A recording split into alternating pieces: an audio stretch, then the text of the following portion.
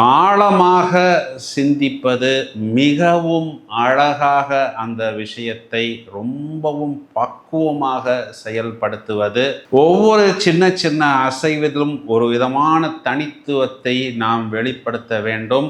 நாம் உபயோகிக்கக்கூடிய பொருட்கள் எல்லாமே நம்முடைய தனித்துவத்தை எடுத்து வெளியே சொல்ல வேண்டும்.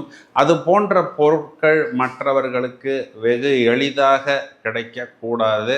அந்த பொருளின் அடையாளமே அந்த நபரின் அடையாளம் அப்படின்னு சொல்கிற அளவுக்கு ஒவ்வொரு சின்ன சின்ன விஷயத்தை கூட அவர்கள் அவ்வளவு கேர்ஃபுல்லாக செலக்ட் செய்வார்கள். ஒரு கூட்டத்தில் பார்த்தோம் அப்படின்னா அந்த ரிஷபராசி நபர் மட்டும் தனியாக தெரியப்படுவார். பொதுவாகவே இவர்கள் ஓரளவுக்கு சுயநலமின்றி பழகுவார்கள். எந்த விதமான ஒரு எதிர்பார்ப்பும் இல்லாத அளவுக்கு இவர்கள் மற்றவர்களுக்கு உதவி செய்வார்கள். இப்போ இவங்களுடைய அந்த தோற்றம், பொலிவு, அந்த ட்ரெஸ்ஸிங் சென்ஸு, அந்த பர்ஃப்யூம், நறுமணம், வாசனை, இந்த மாதிரி விஷயங்களுக்காக எங்கே சென்றாலும் இவர்களுக்கு ஒரு ஃபஸ்ட் இம்ப்ரெஷன், அதாவது ஒரு முக்கியத்துவம், ஒரு என்ட்ரி அப்படிங்கிறது கிடைத்து விடுகிறது. அதாவது ஒரு இன்டர்வியூவாக இருந்தாலும் சரி, இல்லைன்னா ஒரு செலெக்ஷன் ப்ராசஸாக இருந்தாலும் சரி, அந்த பளிச்சு தோற்றத்துக்கு ஒரு முக்கியத்துவம் கிடைப்பதனால் ஒரு சிலவங்க என்ன பண்ணுறாங்கன்னா,